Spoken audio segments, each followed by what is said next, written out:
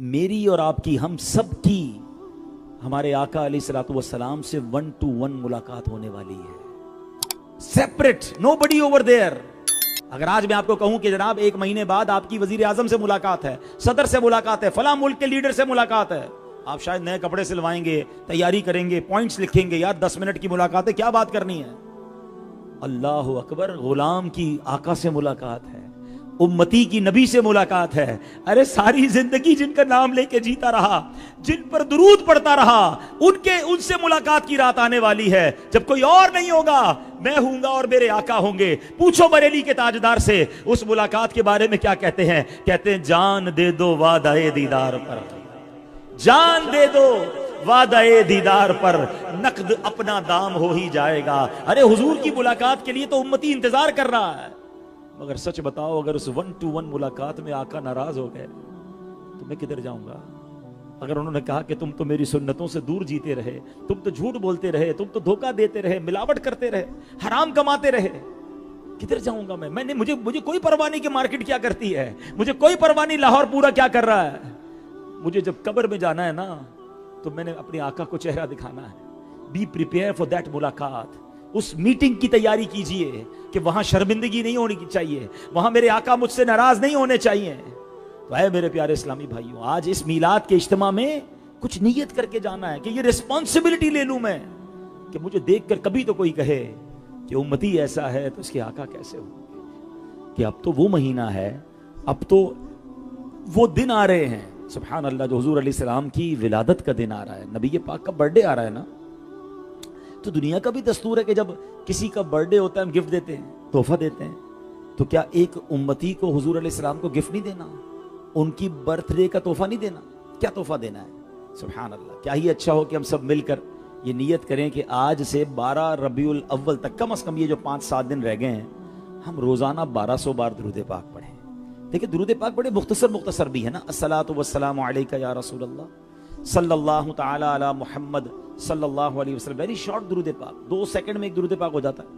تو اگر کم از کم 12 ربیع الاول تک کثرت سے درود پاک پڑھ کر ہم حضور کی بارگاہ میں ان کی ولادت کا تحفہ دیں, تو ہمیشہ یہ یاد رکھیے کہ غلام, فقیر, مسکین اپنی اوقات کے مطابق تحفہ دیتا ہے, مگر جب بادشاہ کو تحفہ جاتا ہے نا تو بادشاہ اپنی شان کے مطابق تحفہ دیتا ہے.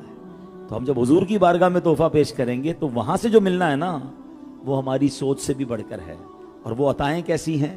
امام عشق و محبت, مجدد دین و ملت, اعلیٰ حضرت امام اہل سنت فرماتے ہیں کہ حضور کی عطاؤں کا عالم یہ ہے کہ میرے کریم سے گر قطرہ کسی نے مانگا, میرے کریم سے گر قطرہ کسی نے مانگا, دریا بہا دیے ہیں, در بے بہا دیے ہیں.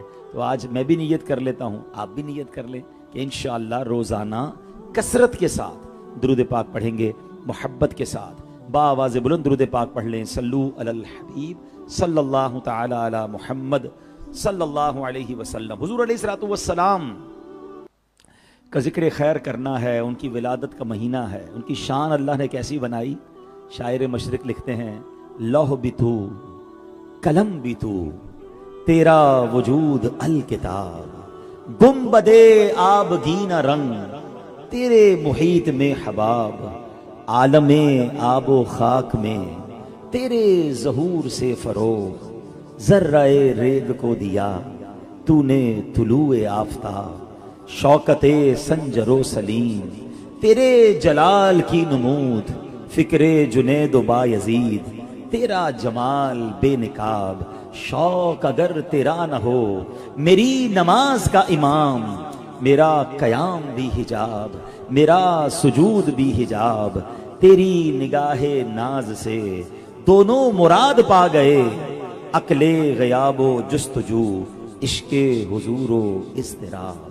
اللہ اکبر. ایک جگہ لکھتے ہیں کی محمد سے وفا تو نے تو ہم تیرے ہیں, یہ جہاں چیز ہے کیا, لوح و قلم تیرے ہیں. حضور سے محبت کر لیں تو سبحان اللہ پھر سب کچھ حاصل ہو جاتا ہے. تو آج نبی پاک علیہ الصلوۃ والسلام کی زندگی کا ایک ایسا ایک ایسا وقت اور ایک ایسا واقعہ میں بیان کرنا چاہتا ہوں، اور اس کے ساتھ قرآن مجید فرقان حمید کی ایک بڑی کمال کی صورت ہے۔ ہم مجھ سے پہلے نعت خواں اسلامی بھائی بڑی پیاری نعتیں پڑھ رہے تھے، لیکن ایک بات میں آپ کو بتاؤں کہ یہ جو نثر میں نعتیں ہیں، اردو زبان میں نعتیں ہیں، بالکل پڑھنی چاہیے، سننی چاہیے، مگر اگر سچی بات یہ ہے کہ قرآن کو عشق کی نگاہ سے دیکھا جائے تو قرآن بھی حضور کی نعت ہی ہے۔ قرآن میں جا بجا اللہ نے اپنے حبیب علیہ الصلوۃ والسلام کی نعت بیان کی ہے۔ آج میں قرآن پاک کی اس صورت کو بیان کرنے جا رہا ہوں جو حضور علیہ الصلوۃ والسلام کی صریح نعت ہے۔ اللہ اکبر! یہ ماجرا کیا ہوا تھا؟ ماجرا یہ ہوا کہ جب پہلی وحی نبی پاک علیہ الصلوۃ والسلام پر نازل ہوئی، آپ کو یاد ہوگا کہ وہ 40 سال کی عمر مبارک تھی اور غار حرا میں پہلی وحی نازل ہوئی۔ اچھا، اب وحی نازل ہونے کے بعد کچھ دنوں تک وقفہ آ گیا، گیپ آ گیا۔ جبریل امین جو تھے وہ حضور کی بارگاہ میں حاضر نہیں ہو رہے تھے۔ اب کفار مکہ کو یہ پتہ چل گیا اور انہوں نے کہا کہ محمد علیہ الصلوۃ والسلام کے رب نے ان کو چھوڑ دیا ہے، جبھی تو ان پر کوئی پیغام نہیں آ رہا، کوئی وحی نہیں آ رہی۔ اللہ اکبر! حضور کے دل پر غم گزرا۔ یہ جو تانا تھا، یہ جو جس کو کہ آبجیکشن تھا، یہ حضور کے دل پر گراں گزرا، اور نبی پاک کے دل پر غم گزرے، حضور علیہ الصلوۃ والسلام پر کوئی چیز گراں گزرے، یہ رب کو کب گوارا ہے؟ تو سبحان اللہ، اعتراض نبی پاک پر تھا، مگر جب جواب رب قرآن میں دے رہا ہے۔ اب ذرا سورت سنیے گا قرآن کی، کئی بار سنی ہوگی، مگر شاید اس انداز سے سورت کو، اس کے ترجمے کو اور اس کی تفصیل کو آپ سنیں گے تو انشاءاللہ ایمان تازہ ہو جائے گا۔ میں چاہوں گا کہ آپ سب کی توجہ میری طرف رہے، جو مجھے لائیو سن رہے ہیں وہ بھی کچھ دیر کے لیے کام کاج چھوڑ کر توجہ سے قرآن پاک کی سورت کو، اس تفسیر کو سنیں اور ایمان کو تازہ کریں کہ اللہ کے حبیب علیہ الصلوۃ والسلام کی شان رب میں، قرآن میں رب کیسے بیان فرما رہا ہے۔ اب ذرا ایک بات پہلے سمجھیے گا، اسلوب دیکھیے گا، the beautiful style of this surah۔ آپ کے گھر میں کوئی بچہ غمزدہ ہو، کوئی بچہ ہو، کوئی چھوٹا بھائی ہو، تکلیف میں ہو، تو جب آپ اس کے پاس اس کی تکلیف کو دور کرنے، اس کی دل جوئی کرنے جاتے ہیں تو پہلے آپ اس کی تعریف کرتے ہیں، پہلے اس کے لیے کوئی اچھی باتیں کرتے ہیں تاکہ اس کا دل ہلکا ہو جائے۔ سبحان اللہ! قرآن اس سورت کی ابتدا کیسے کر رہا ہے؟ بسم اللہ الرحمن الرحیم، والضحیٰ واللیل اذا سجا۔ ہائے ہائے ہائے! رب عز و جل اپنے حبیب کی شان کیسے بیان فرما رہا ہے؟ کیونکہ محبوب کا دل غم زدہ ہے نا، محبوب کے دل پر اعتراض کیا گیا ہے کہ رب نے چھوڑ دیا اپنے حبیب کو، تو اللہ اپنے محبوب کی شان کیسے بیان کر رہا ہے؟ والضحیٰ واللیل اذا سجا۔ سبحان اللہ! اس کا مطلب کیا ہے؟ چڑھتے دن کے وقت کی قسم، واللیل اذا سجا، اور رات کی جب وہ ڈھانپ دے۔ علماء کہتے ہیں والضحیٰ سے مراد نبی پاک کے روشن چہرے کا ذکر ہو رہا ہے، اور واللیل اذا سجا میں حضور کی کالی زلفوں کا ذکر ہے۔ گویا سبحان اللہ، رب چہرے کی قسم بھی کھا رہا ہے اور نبی پاک کی مبارک زلفوں کی قسم اٹھا رہا ہے، اور اب ان کافروں کو جواب دیا جا رہا ہے، ما ودعک ربک وما قلا۔ فرمایا تمہارے رب نے نہ تمہیں چھوڑا ہے نہ ناپسند کیا ہے۔ کافر کہتے تھے نا کہ وحی نہیں آ رہی، پیغام نہیں آ رہا، لگتا ہے رب نے اپنے نبی کو چھوڑ دیا ہے۔ جواب رب قرآن میں دے رہا ہے، ما ودعک ربک وما قلا، تمہارے رب نے نہ تمہیں چھوڑا ہے اور نہ ناپسند کیا ہے۔ اب اگلی دو آیتوں پر نظر رکھیے گا۔ جو میں نے ایک جملہ کہا تھا نا کہ قرآن پوری نعت ہے، قرآن میں جگہ جگہ حضور کا ذکر کس شاندار انداز میں ہے۔ اب رب عز و جل نے نبی پاک کو کیا دل جوئی کا سامان کیا، کیا شان بیان کی۔ فرمایا وَلَلْآخِرَةُ خَيْرٌ لَكَ مِنَ الْأُولَى۔ What is the meaning of that ayat؟ یہ کمال کی نعت ہے۔ اللہ فرماتا ہے بے شک اور بے شک تمہارے لیے ہر پچھلی گھڑی پہلی سے بہتر ہے۔ اللہ اکبر! یعنی نبی پاک علیہ الصلوۃ والسلام کا ہر آنے والا لمحہ آپ کے پچھلے لمحے سے بہتر ہے۔ ہر گھڑی میرے آقا کے درجے بلند ہو رہے ہیں، آپ کی شان بلند ہو رہی ہے۔ ذرا غور کیجئے، 1500 سال پہلے کی اگر بات کریں تو میرے نبی کی شان کا عالم، بلکہ اور تھوڑا پیچھے چلتے ہیں، بچپنے مصطفیٰ میں چلے جاتے ہیں، جب نبی پاک جھولے میں ہیں، شان کا عالم، مقام کا عالم اور عروج کا عالم کیا تھا؟ حضرت عباس رضی اللہ تعالیٰ عنہ، یہ نبی پاک کے چچا ہیں اور یہ بہت بعد میں ایمان لائے، مگر ایمان لانے کے وقت انہوں نے نبی پاک سے کہا کہ حضور میرے ایمان لانے کا ایک سبب یہ بھی ہے کہ جب آپ چھوٹی عمر میں بچپن میں جھولے میں تھے نا تو میں نے دیکھا تھا کہ آپ جھولے میں رہ کر انگلی سے اشارے کیا کرتے تھے، اور میں نے اس اشارے کو جب اوپر دیکھا تو جدھر جدھر آپ اشارہ کرتے تھے چاند اس طرف چلا جاتا تھا، یعنی آپ کے اشارے سے یا رسول اللہ میں نے چاند کو حرکت کرتے دیکھا۔ اب ایک اور امیزنگ کوسچن ہے، آپ میں سے بہت سارے ہم سب ایسے بھی ہیں، ہمارے چچا ہمارے انکل یہاں ہوتے ہیں بڑی عمر کے، وہ آ کر ہمیں بتاتے ہیں بیٹا تم بچپن میں ایسا کرتے تھے، تو ہم کہتے ہیں کرتے ہوں گے، ہمیں تو یاد نہیں ہے، مجھے تو یاد نہیں جھولے میں کیا کرتا تھا، بچپن میں کیا کرتا تھا، ہمارے بزرگ آ کے بتاتے تھے۔ مگر شان مصطفیٰ صلی اللہ تعالی علیہ وسلم دیکھیے، جب حضرت عباس نے کہا کہ اے میرے بھتیجے میں آپ پر ایمان لایا، اس کی ایک وجہ یہ ہے کہ جب آپ جھولے میں ہوتے تھے جدھر اشارہ فرماتے ادھر چاند چلے جاتا۔ نبی پاک نے یہ نہ کہا کہ چچا جان مجھے کیا پتا بچپن میں کیا معاملات تھے، حضور فرماتے تھے ہاں میرے چچا میں چاند سے باتیں کرتا تھا، چاند مجھ سے باتیں کرتا تھا، اور میں چاند کے رب کی بارگاہ میں سجدہ کرنے کی آواز کو سنا کرتا تھا۔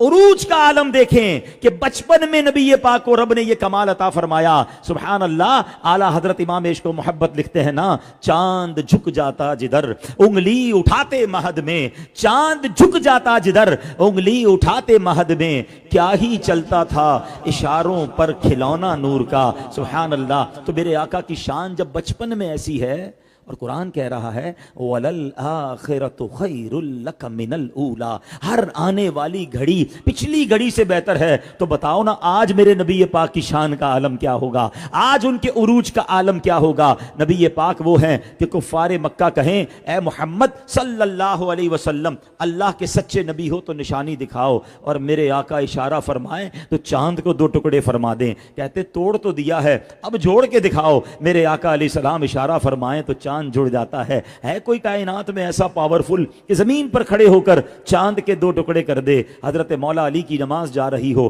اور وہ کہیں حضور وقت چلا گیا، علی کی نماز آج تک کبھی قضا نہیں ہوئی، تو میرے آقا دعا فرمائیں جو سورج غروب ہو گیا ہے مغرب کے بعد تو عشاء کا وقت آتا ہے، مگر آقا کی شان دیکھیں کہ پھر عشاء کے بعد دوبارہ عصر کا وقت آ رہا ہے، مغرب کے بعد عصر کا وقت آ رہا ہے اور سورج واپس آتا ہے۔ تو بتائیے جب اس شان کا عالم یہ تھا تو آج مقام کا عالم کیا ہوگا؟ یہ رب کا وعدہ ہے وَلَلْآخِرَةُ خَيْرٌ لَكَ مِنَ الْأُولَى، ہر آنے والی گھڑی اے محبوب تمہارے لیے پچھلی گھڑی سے بہتر ہے۔ تو میرے نبی کی شان بلند ہو رہی ہے، اور اگر لاجیکلی بھی دیکھیں نا، ذرا لاجیکلی سمجھیے، میرے اور آپ کے درود کی تمہارا رب تمہیں اتنا دے گا کہ تم راضی ہو جاؤ گے۔ اللہ اکبر، یہ کتنی بڑی آفر ہے۔ آج دنیا میں کوئی بہت بڑا بادشاہ ہمیں کہے بتاؤ کیا چاہیے، جو مانگو گے ملے گا، اتنا دوں گا کہ راضی ہو جاؤ گے۔ مگر ہو سکتا ہے کوئی وہ مانگ لے جو بادشاہ کے پاس بھی نہ ہو۔ دنیا کے بادشاہوں کے پاورز اور ان کے خزانے لمیٹڈ ہیں، مگر یہ آفر کرنے والا کون ہے؟ وہ رب کائنات ہے، جس کے خزانے لمیٹڈ نہیں ہیں، جس کی پاور لمیٹڈ نہیں ہے۔ ارے وہ کائنات کا خالق و مالک ہے، اس کے خزانے بھرے ہوئے ہیں، اور وہ اپنے حبیب سے کیا کہہ رہا ہے؟ وَلَسَوْفَ يُعْطِيكَ رَبُّكَ فَتَرْضَىٰ، اے حبیب ہم ان قریب تمہیں اتنا عطا فرمائیں گے کہ تم راضی ہو جاؤ گے۔ اب جب یہ آیت نازل ہوئی تو نبی پاک کی شان دیکھیں، ہم غلاموں سے پیار دیکھیں۔ لوگ کہتے ہیں میلاد کیوں مناتے ہو، ان کی محفل کیوں سجاتے ہو؟ ارے ان پر جان قربان کر دیں تو بھی کچھ نہیں حق ادا ہوگا کہ جب اتنی بڑی آفر نبی پاک کو ملی کہ وَلَسَوْفَ يُعْطِيكَ رَبُّكَ فَتَرْضَىٰ، تو نبی پاک فرماتے ہیں کہ جب مجھے یہ آیت ملی نا تو آقا فرماتے میں اس وقت تک راضی نہ ہوں گا جب تک اپنے ایک ایک امتی کو جنت میں داخل نہ کر لوں۔ یعنی حضور نے یہ نہیں مانگا کہ مجھے مل جائے جنت میں کوئی بڑا محل مل جائے تب میرے مولا میں راضی ہو جاؤں گا، اے اللہ دنیا اور آخرت کی بادشاہی دے تب میں راضی ہو جاؤں گا۔ نہیں، اتنی بڑی آفر کے بعد یاد کیا تو کسے کیا؟ ہم گناہگاروں کا یاد کیا کہ اپنے ایک ایک امتی کو جنت میں داخل کروا لوں۔ تو پھر کیوں نہ نبی پاک سے پیار کریں؟ سیدی اعلیٰ حضرت کہتے ہیں نا، جو نہ بھولا ہم غریبوں کو رضا، جو نہ بھولا ہم غریبوں کو رضا، یاد اس کی اپنی عادت کیجئے۔ تو ہمیں تو خود نبی پاک سے اتنا پیار ہونا چاہیے اور ان پر سب کچھ نچھاور ہونا چاہیے جو اللہ کے حبیب دنیا میں تشریف لائے تو ہمیں نہ بھولے، اور آخرت میں بھی قیامت کے دن بھی امتیوں کو تلاش کر کر کے انشاءاللہ شفاعت کر کے جنت میں لے جائیں گے۔ نبی پاک کی ایک اور حدیث پاک ہے تاکہ مزید اندازہ ہو کہ شفاعت کتنی بڑی نعمت ہے۔ آقا علیہ السلام فرماتے مجھے آفر دی گئی، آپشن دیا گیا، حدیث کا خلاصہ ہے کہ یا تو تمہاری آدھی امت کو جنت میں داخل کر دیا جائے یا آپ کو شفاعت دے دی جائے۔ کتنی بڑی آفر تھی۔ حضور علیہ السلام فرماتے میں نے شفاعت کو لے لیا کیونکہ شفاعت میں زیادہ وسعت ہے۔ گویا میرے آقا علیہ السلام انشاءاللہ اپنے ہر امتی کی شفاعت فرما کر اسے جنت میں لے جائیں گے۔ تو اے میرے پیارے اسلامی بھائیوں، یہ قرآن میں رب عز و جل نے اپنے حبیب کی نعت، اپنے حبیب کی شان بیان کی۔ اب اگلی آیتوں میں ہمارے لیے میسج ہے، اب اگلی آیتوں میں ہمارے لیے پیغام بھی ہے۔ اللہ فرماتا ہے قرآن میں، کیا فرمایا ذرا غور سے سنیے گا۔ رب فرماتا ہے الم یجدک یتیما فآوا ووجدک ضالا فہدی وَوَجَدَكَ عَائِلًا فَأَغْنَى۔ فرمایا کیا اس نے تمہیں یتیم نہ پایا پھر جگہ دی، اور اس نے تمہیں اپنی محبت میں گم پایا تو اپنی طرف راہ دی، اور اس نے تمہیں حاجت مند پایا تو غنی کر دیا۔ رب نے اپنے حبیب علیہ السلام پر جو احسانات فرمائے اس کا ذکر کس پیارے انداز میں کیا، اور اب اپنے حبیب علیہ السلام کو کچھ میسج دیا جا رہا ہے، انسٹرکشنز دی جا رہی ہیں، اور ان کے صدقے ہمیں بھی پیغام مل رہا ہے۔ قرآن کہتا ہے فَأَمَّا الْيَتِيمَ فَلَا تَقْهَرْ، تو کسی بھی صورت یتیم پر سختی نہ کرو، وَأَمَّا السَّائِلَ فَلَا تَنْهَرْ، اور کسی بھی صورت مانگنے والے کو نہ جھڑکو۔ اب یہ میں نے اور آپ نے سیکھنا ہے۔ پہلے تو اس بات پر آتے ہیں کہ ایسی شان سن کر کیا پراؤڈ فیل نہیں ہوتا، کیا فخر فیل نہیں ہوتا کہ اللہ کے حبیب علیہ السلام نے، اللہ نے ہمیں کیسے آقا علیہ السلام دیے، کیسے نبی کا امتی بنایا۔ آپ کو امیجنیشن ہے کہ ہم پر جتنے ہم لوگ یہاں بیٹھے ہیں، جو مجھے لائیو بھی سن رہے ہیں، ہم پر سب سے بڑا انعام کیا ملا ہے رب کی طرف سے؟ سب سے بڑا احسان کیا ہوا مجھ پر اور آپ پر؟ وہ یہ احسان ہوا کہ ہمیں رب نے مسلمان بنایا۔ دیکھیں نا، ہم کسی غیر مسلم کے گھر میں بھی تو پیدا ہو سکتے تھے، اور کمال یہ ہے کہ اس انعام کے لیے ہم نے کوئی اپلیکیشن بھی نہیں دی تھی، کوئی دعا بھی نہیں کی۔ کون ہے ہم میں سے جس نے پیدا ہونے سے پہلے اللہ کی بارگاہ میں عرض کیا تھا مولا مسلمان بنانا؟ رب نے مسلمان بنایا اور بن مانگے بنایا۔ اچھا، ایک اور مہربانی کیا ہوئی؟ چلو مسلمان تو بنا دیا، اللہ کا احسان، وہ کسی اور نبی کا امتی بنا دیتا، حضرت موسیٰ کے امتی ہو جاتے، ہم حضرت عیسیٰ کے دور میں پیدا ہو جاتے۔ مگر اللہ کریم نے ہمیں اپنے آخری نبی، وہ بھی نبیوں کے سردار صلی اللہ تعالیٰ علیہ وسلم کا امتی بنایا۔ And you want to know کہ کتنی بڑی مہربانی ہوئی ہے۔ حضرت موسیٰ علیہ نبینا علیہ السلام نے ایک بار اللہ کی بارگاہ میں عرض کی کہ اے اللہ مجھے تیرے آخری نبی کا امتی بنا دے۔ حضرت موسیٰ کون ہے؟ کلیم اللہ، مگر وہ تمنا کر رہے ہیں، اور مجھ جیسے گناہگار کو، ہم سب کو اتنی بڑی ہم پر مہربانی ہو گئی کہ ہمیں بن مانگے اللہ نے اپنے آخری نبی کا امتی بنایا۔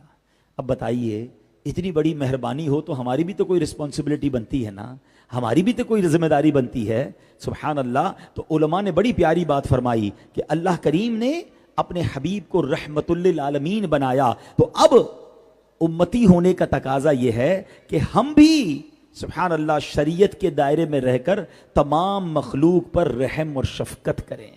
رحمت للعالمین کا امتی بھی تو رحم دل ہونا۔ اچھا، علماء نے بڑی کمال کی بات فرمائی کہ جناب رحم دلی کتنی ہونی چاہیے۔ پہلے ایک بات سنیے گا، علامہ حضرت ابو موسیٰ اشعری رحمۃ اللہ تعالی سے روایت ہے، بیٹا اگر آپ بیٹھ جائیں نا تو ذرا ایزی ہو جائے گا۔ حضرت ابو موسیٰ اشعری رحمۃ اللہ تعالی سے روایت ہے کہ دو جہاں کے تاجدار صلی اللہ علیہ وسلم نے فرمایا لا تدخلوا الجنۃ حتی تراحموا، یعنی تم اس وقت تک جنت میں داخل نہیں ہو سکتے جب تک آپس میں رحم دل نہ ہو جاؤ۔ جنت میں جانا ہے نا، تو جنت میں جانے کے لیے کنڈیشن کیا ہے؟ اس وقت تک جنت میں داخل نہیں ہو سکتے جب تک آپس میں رحم دل نہیں ہو جاؤ۔ تو صحابہ کرام نے عرض کی یا رسول اللہ کلنا رحیم، یعنی ہم تو سب رحم کرنے والے ہیں۔ فرمایا مطلب یہ نہیں کہ کوئی دوست تم پر رحم کرے، بلکہ اس سے مراد رحمت عامہ ہے، یعنی تمام مخلوق، انسان، جانور، مکھی، چیونٹی، سب کے لیے رحم دل ہو جاؤ۔ تو کیا ہم رحم دل ہیں؟ ہم نرم ہیں، مگر اپنے دوستوں کے لیے، اپنی فیملی کے لیے، اپنے کاروباری لنکس والوں کے لیے، کیا باقی مسلمانوں کے لیے نرم ہیں؟ کیا باقی انسانوں کے لیے نرم ہیں؟ کیا جانوروں کے لیے ہمارے دل میں رحم دلی ہے؟ غور کرنا ہے۔ جب رحمت للعالمین کا امتی ہوں میں، تو پھر میں سب کے لیے رحم دل ہونا چاہیے، جس کو جانوں جس کو نہ جانوں، باقی مسلمانوں باقی انسانوں کا بھی خیال رکھوں۔ اللہ اکبر۔ امام شارانی فرماتے ہیں مخلوقات میں سے ہر ایک، اب سوال ہوا کہ کتنا رحم دل ہو، تو کیا پیارا جواب دیا، فرمایا ہر ایک خود اپنے حق میں جتنا رحم دل ہوتا ہے نا، اتنا ہم اس باقی لوگوں کے لیے بھی رحم دل ہو جائیں. یہ وراثت مصطفیٰ ہے. انہوں نے بڑی پیاری مثال دی کہ اپنے آپ کو آپ چانٹا ماریں، جتنا زور سے بھی ہاتھ آئے گا نا یہاں آ کے سلو ہو جائے گا. آپ اپنے آپ کو زور سے تھپڑ نہیں مار سکتے کیونکہ آپ اپنے لیے رحم دل ہیں. تو کیا یہی رحم دوسروں کے لیے ہے؟ میرا کام پورا ہو جائے، اگلے کا بیڑا غرق ہو جائے. کاروبار کرتے وقت کیا سوچ رہے ہوتے ہیں، میرا مال بکنا چاہیے، میرا سودا صحیح ہونا چاہیے، میرا کاروبار ٹھیک ہونا چاہیے، چاہے مارکیٹ کے باقی لوگوں کا بیڑا غرق ہو. نہیں، وراثت مصطفیٰ یہ ہے، امتی ہونے کا تقاضا یہ ہے کہ جو میں اپنے لیے پسند کرتا ہوں وہ دوسروں کے لیے بھی پسند کروں. یہ ہم نے بات آج سیکھ کر جانی ہے. میلاد مصطفیٰ صلی اللہ علیہ وسلم کا پہلا پیغام لے کر جائیں. بلکہ حدیث کا خلاصہ ہے کہ بہترین مومن وہ ہے، کامل مومن وہ ہے جو اپنے لیے پسند کرتا ہے وہ دوسروں کے لیے پسند کرتا ہے. ہم میں سے کون ہے جو پسند کرتا ہے میرے ساتھ دھوکا ہو جائے؟ کون ہے جو پسند کرتا ہے میری بے عزتی کی جائے؟ کون ہے جو پسند کرتا ہے کہ مجھے میری غلطی ہو تو معاف نہ کیا جائے؟ کون ہے پسند کرتا ہے کہ میرے ساتھ چیٹنگ کی جائے؟ ہم میں سے کوئی نہیں چاہتا. تو آپ بھی یہ چاہیں کہ ہم بھی کسی کے ساتھ نہ ہونے دیں. جو میرے ساتھ میں پسند نہیں کرتا وہ دوسرے کے ساتھ نہ ہونے دوں. جو اپنے لیے پسند کرتا ہوں میں چاہوں کہ دوسرے مسلمان، دوسرے بھائی، دوسرے میرے جو سمجھے مسلمان بھائی بہن ہیں ان کے ساتھ بھی ایسا. آپ یہ کرنا شروع کر دیں، آپ بلیو کریں آپ کی اپنی زندگی آسان ہو جائے گی. کئی لوگ ملتے ہیں کہتے ہیں جناب میرے دوست کم بنتے ہیں، میرے ساتھ لوگ تعاون نہیں کرتے، مجھ سے ملتے کم ہیں، مجھ سے پیار کم کرتے ہیں. بعض اوقات وہ اپنی ہی شکایت کر رہے ہوتے ہیں. کہ اپنے اندر چیک کر لیں ایسی کیا بات ہے لوگ آپ کے دوست نہیں بن رہے، آپ سے محبت سے کیوں بات نہیں کر رہے، آپ کے لیے آسانیاں کیوں نہیں کر رہے. ہمیشہ یاد رکھیں عزت کا فارمولہ یہی ہے، آپ عزت دیں گے تو عزت ملے گی، آپ پیار دیں گے تو پیار ملے گا، آپ لوگوں کے لیے زندگی آسان کریں گے تو دنیا پل کے بچھائیں گی. آپ کہیں میں سخت رہوں، میں جناب اپنی مرضی چلاؤں اور باقی سارے میرا آرڈر مانے، ایسا نہیں ہوگا. ہاں what goes around comes around, جیسی کرو گے ویسی بھرو گے. آپ پیار دینا تو شروع کریں. پیار وہ چیز ہے، محبت وہ چیز ہے. آپ جانور کے بچے کو پیار دیں وہ گود میں بیٹھ جائے گا آپ کی. یار جب جانور کا بچہ پیار سے آپ کے قریب آ جاتا ہے تو انسان کو تو پیار دے دیں. لیکن ہم نے اپنے پیار کی سیگریگیشن کی ہوئی ہے. میری عزت، میری رسپیکٹ، میرا پیار پیسے والوں کے لیے ہے، اپنے سٹینڈرڈ کے لوگوں کے لیے ہے، اپنے جناب گاؤں قبیلے والوں کے لیے ہے. عام مسلمان اور عام ملازمین کے لیے انداز ہی الگ ہے. نہ کریں ایسا. ہیں ہمارے کسٹمر، ہمارے آفس پر، ہماری فیکٹری پر جب کوئی کسٹمر آتا ہے کس طرح ڈیل کرتے ہیں؟ آئیے بیٹھے، ماشاءاللہ کیسے ہیں، ٹھیک ہے، کھانا کھلاؤں آپ کو، چائے پئیں گے، کتنا پیار ہے، بہت اچھی بات ہے. مگر جب یہ آپ کی پارٹی، آپ کا کسٹمر اٹھ کے جاتا ہے تو اس کے بعد جو ملازم کھڑا ہے اس کے لیے کیا انداز ہے؟ ساری مسکراہٹ غائب، پھر سختی، پھر وہی گالا گلوچ. نہیں، ہم مسلمان سارے ایکول ہیں. اسلام مساوات سکھاتا ہے. بلکہ ایک حدیث سن لیجئے، میرے آقا فرماتے من آذا مسلمن فقط آذانی، جس نے کسی مسلمان کو تکلیف دی. اس میں یہ کیٹیگری نہیں بیان ہوئی کہ رشتہ دار کو دی، کاروباری لوگوں کو دی، پیسے والوں کو دی. نہیں، ہو سو ایور مسلم، من آذا مسلمن، جس نے کسی مسلمان کو تکلیف دی. آقا کیا فرمانے؟ فقط آذانی، اس نے مجھے تکلیف دی. اور آگے فرماتے ومن آذانی، جس نے مجھے تکلیف دی، فقط آذ اللہ، اس نے اللہ کو تکلیف دی. اب یہ ٹھیلے پر جانے والا، بس کا کنڈکٹر کیوں نہ ہو، میرے آفس کا دروازہ کھولنے والا کیوں نہ ہو، وہ مسجد میں پوچھا لگانے والا خادم کیوں نہ ہو، I have no right کہ میں اس کو تکلیف دوں. بعض اوقات یہ ماشاءاللہ ہماری دعوتوں میں ویٹر ہوتے ہیں، ہمارے بھائی ہیں، اللہ نے ان کو غریب بنایا، اس میں ان کا کیا قصور ہے؟ لیکن ہم اگر ان کو ڈی گریڈ کریں گے، ان کو معاذ اللہ چھوٹی سی غلطی پر ڈانٹنا شروع کر دیں گے، تھپڑ مار دیتے ہیں. ہاں اب تو ملازمین کو جو منہ میں آتا ہے لوگ کہتے ہیں. ایک برتن گر گیا اس کو گالی دے دی. وہ غریب آدمی آپ کو کچھ کہہ نہیں پا رہا کیونکہ اس کو جاب کرنی ہے، اس بیچارے کی بچے بھوکے ہیں، وہ باتیں سن کر بھی کام کر رہا ہے. مگر یاد رکھیے اللہ کی بارگاہ میں اگر وہ کھڑا ہو گیا نا تو اس سیٹھ صاحب کو جواب دینا پڑے گا، بلکہ اپنی نیکیاں دینی پڑ جائیں گی. تو اے میرے پیارے اسلامی بھائیوں، جس رحمت للعالمین کے میں اور آپ مرید ہیں، وہ امتی ہیں، رسپانسبلٹی یہ ہے کہ ہم بھی رحم دل اور ہم بھی پیار کرنے والے بن جائیں. بلکہ اللہ اکبر، نبی پاک کی ایک اور حدیث یاد آ گئی مجھے. نبی پاک فرماتے ہیں جو رحم نہیں کرتا اس پر رحم نہیں کیا جائے گا، اور جو معاف نہیں کرتا اسے معاف نہیں کیا جائے گا. اب غور کر لیں، میں آج اپنی بیوی پر، اپنے رشتہ داروں پر، اپنے ملازمین پر، غریب لوگوں پر رحم نہیں کھاتا، جب غلطی کرتے چھوڑتا نہیں ان کو، تو پھر تیار ہو جاؤ کہ قیامت کے دن اگر مجھے بھی معاف نہیں کیا گیا، میری بھی پکڑ کر لی گئی، مجھ پر بھی رحم نہیں کیا گیا، تو میں کدھر جاؤں گا؟ تو آج کاش ہم یہ پیغام لے کر جائیں کہ سب کا بھلا، سب کی خیر، سب کے بھلے میں اپنی خیر، دوسروں کو بھلا سوچنا شروع کر دیں۔ نبی پاک رحمت للعالمین ہے نا، تو مجھے ایک رسپانسبلٹی آج لیتے ہیں، میں بھی لیتا ہوں، آپ بھی سوچیں یار میں ایسا امتی تو کم از کم بن جاؤں نا کہ مجھے دیکھ کر کوئی کہے یار امتی ایسا ہے تو اس کے نبی کیسے ہوں گے، امتی ایسا سچا ہے اس کے نبی کیسے سچے ہوں گے، امتی اتنا ایماندار ہے اس کے نبی کیسے ایماندار ہوں گے، امتی کا اخلاق اتنا اچھا ہے تو اس کے آقا کا اخلاق کیسا ہوگا۔ بٹ سچ بتاؤ کیا ہم ایسے بن گئے؟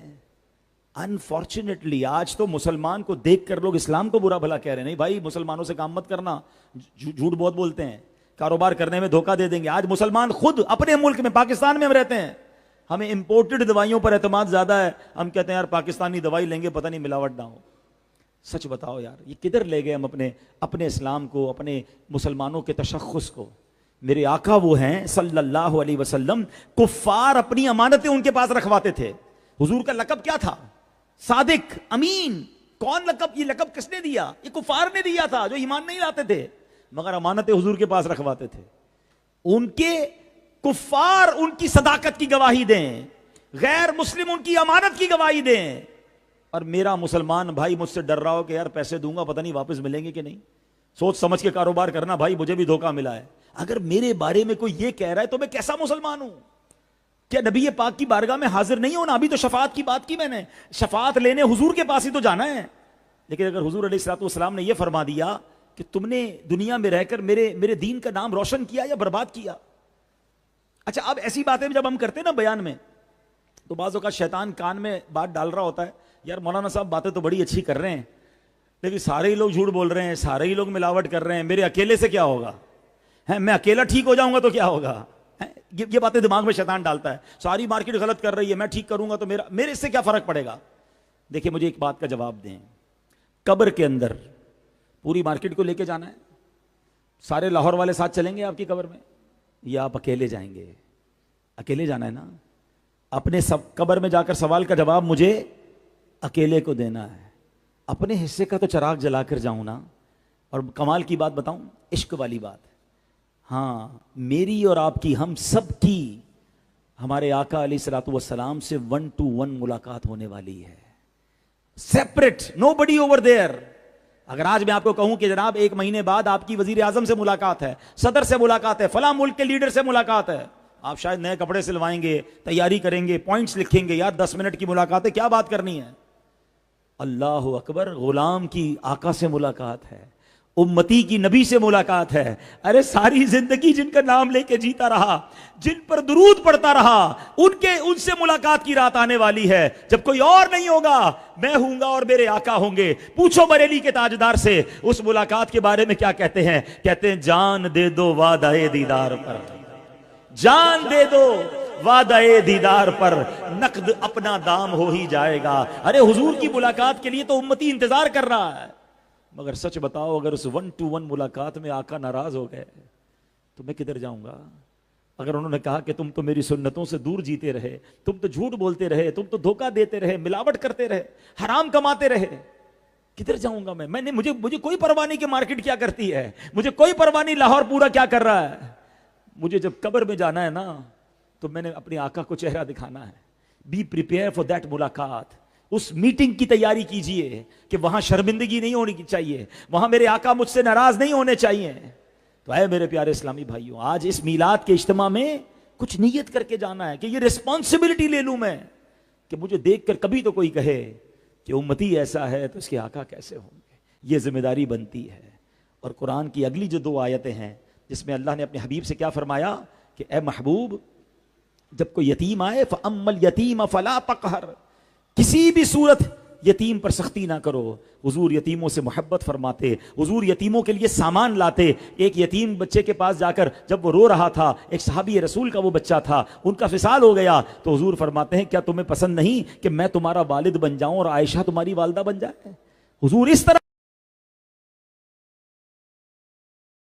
اچھا گھر وہ ہے جس میں یتیم کے ساتھ اچھا سلوک ہوتا ہو، اور سب سے برا گھر وہ ہے جس میں یتیم کے ساتھ برا سلوک ہوتا ہو۔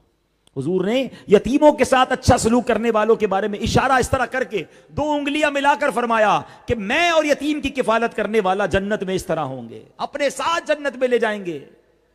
مگر آج خبریں ملتی ہیں کہ یتیم کا لوگ مال کھا رہے ہیں، یتیم کا ورثہ کھا رہے ہیں۔ جناب بچہ چھوٹا ہے، بڑے بھائی نے کہا چلو سارا کاروبار میں ہی سنبھالتا ہوں، اس بیچارے کو کچھ نہیں مل رہا، رشتہ دار قبضہ کر لیتے ہیں۔ کبھی ایسا مت کرنا، یتیم کے ساتھ برا کرنا یہ اللہ کو سخت ناپسند، یہ مال کو مال حرام اور جہنم میں لے جانے والا مال قرار دیا گیا۔ اگر کوئی یتیم بچہ ہو اس کی کفالت کر کے جنت حاصل کرنی چاہیے۔ بلکہ میں تو آپ کو مشورہ دوں گا، یہاں وہ لوگ ہیں جن کو اللہ نے نوازا ہے، کسی کے 2 بچے ہوں گے، کوئی 3-4 بچوں والا ہوگا، ہونا یہ چاہیے کہ اگر میرے 2 بچے ہیں تو میں 2 یتیم بچوں کی بھی کفالت کر لوں۔ میں 4 بچے اللہ نے مجھے دیے، میں 4 یتیم بچوں کی بھی کفالت کروں، تاکہ ان یتیم بچوں کی برکت سے میرے بچوں سے اللہ آفتوں اور بلاؤں کو دور کر دے۔ بہتر تو یہ ہوتا کہ میں اپنے گھر میں پالتا، لیکن اگر گھر میں نہیں رکھ سکتے تو تلاش کیجئے، اپنے رشتہ داروں میں تلاش کیجئے، اپنے پڑوسی اور ملازمین میں تلاش کیجئے، آپ کو کہیں نہ کہیں یتیم بچے مل جائیں گے۔ ان یتیم بچوں کی ماہانہ کچھ کفالت کریں،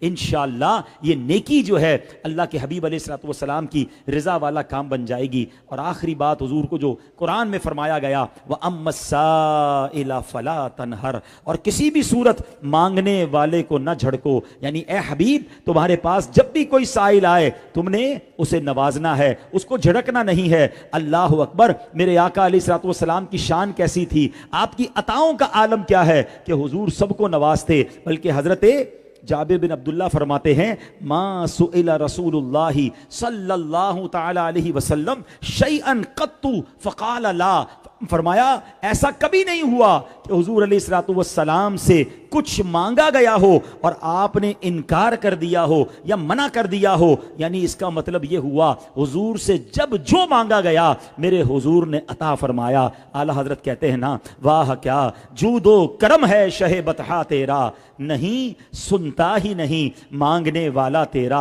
اب قرآن میں یہ نہیں کہا اے محبوب کوئی پیسے مانگنے والا آئے تو اسے پیسے دے دینا، اے محبوب کوئی کھانا نہ کھانے والا آئے بھوکا آئے تو اسے کھانا کھلا دینا، نہیں مطلقاً کہا فَأَمَّا السَّائِلَ فَلَا تَنْهَرْ، اے محبوب جو بھی سائل آ جائے تم نے اسے دینا ہے۔ اور اللہ اکبر، حضور نے ایسا دیا کہ آج بھی عقل حیران ہے۔ مال مانگنے آیا حضور نے مال دی، کھانا مانگنے آیا حضور نے کھانا دیا۔ مگر اللہ اکبر، ایک بار حضرت ابو ہریرہ آتے ہیں، کہتے حضور مسئلہ یہ ہے میں جو یاد کرتا ہوں جو سنتا ہوں یاد نہیں ہوتا ہے، یادداشت کمزور ہے، اب مجھے بتاؤ کیا کوئی کسی کو یادداشت دے سکتا ہے؟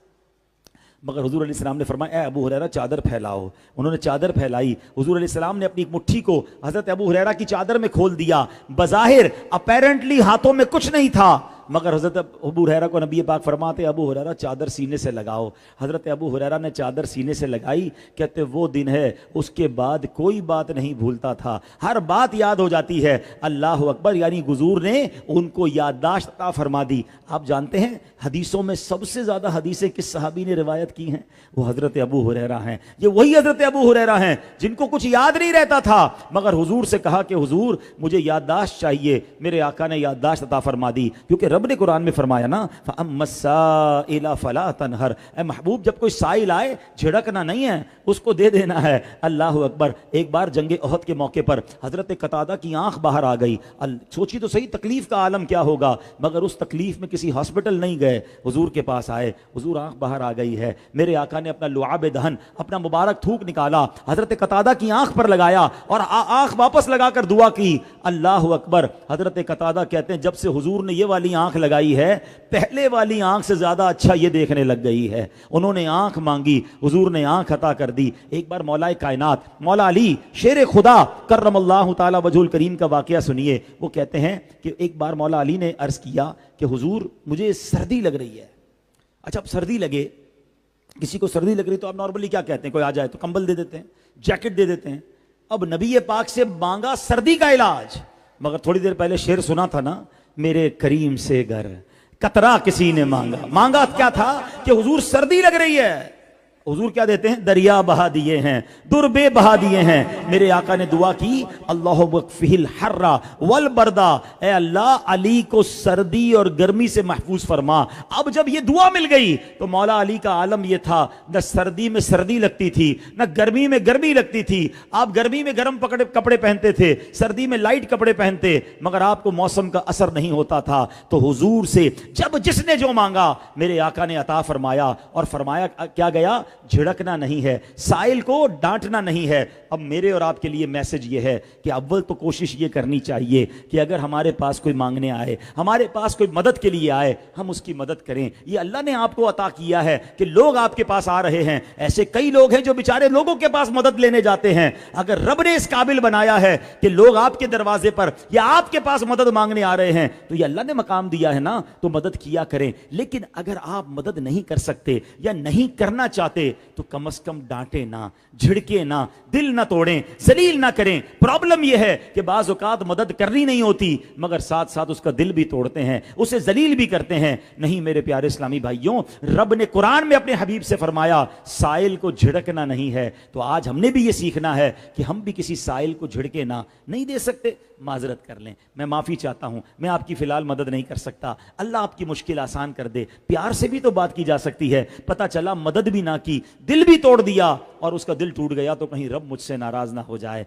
तो ऐ मेरे प्यारे इस्लामी भाइयों, बहुत मुख्तसर वक्त में मैंने कुरान की एक सूरत, उसकी चंद आयतें और उसका तर्जमा और तफसीर आपके सामने पेश की है। ट्राई टू इमेजिन कि अल्लाह ने अपने हबीब की शान कैसे बयान की कुरान में, और हमारे लिए कितने बड़े बड़े असबाक मौजूद हैं। अब मैं एक और बात ये करना चाहूँगा, जब कुरान की चंद आयतों में इतना मैसेज मौजूद है, तो पूरे कुरान की रहमतों का आलम क्या होगा, पूरे कुरान की बरकतों का आलम क्या होगा। अब गौर करना है कि मेरी कुरान से दोस्ती कितनी है, मैं कुरान कितना पढ़ना जानता हूं। अफसोस ये है आज दुनिया भर की बहसें करवा लें, आज डीजल का रेट क्या हुआ, पेट्रोल का रेट क्या हुआ, इंटरनेशनल मार्केट में क्या हो रहा है, कौन सी जंग कहां हो रही है, अच्छा जनाब डॉलर और गोल्ड का रेट क्या है, उस पर बहस करने के लिए टाइम है।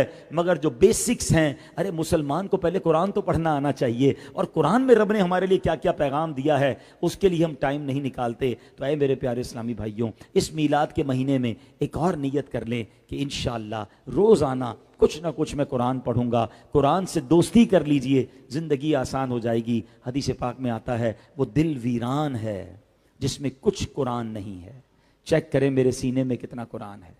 कितना अच्छा वो घर है जिस घर में रोज़ कुरान की तिलावत होती है। तो खुद भी कुरान पढ़ें, अपने बच्चों को पढ़ाएं, और फिर उसका तर्जमा और तफसीर भी पढ़ें। अब तो दावत इस्लामी ने बड़ी आसानी कर दी है। मैं चाहूँगा अपने मोबाइल को अगर निकाल कर मैं आपको एक नाम बताऊँगा एप्लीकेशन का, उस एप्लीकेशन का नाम ही तफसीर कुरान सिरातुल जिनान है, और फ्री आप डाउनलोड कर लें।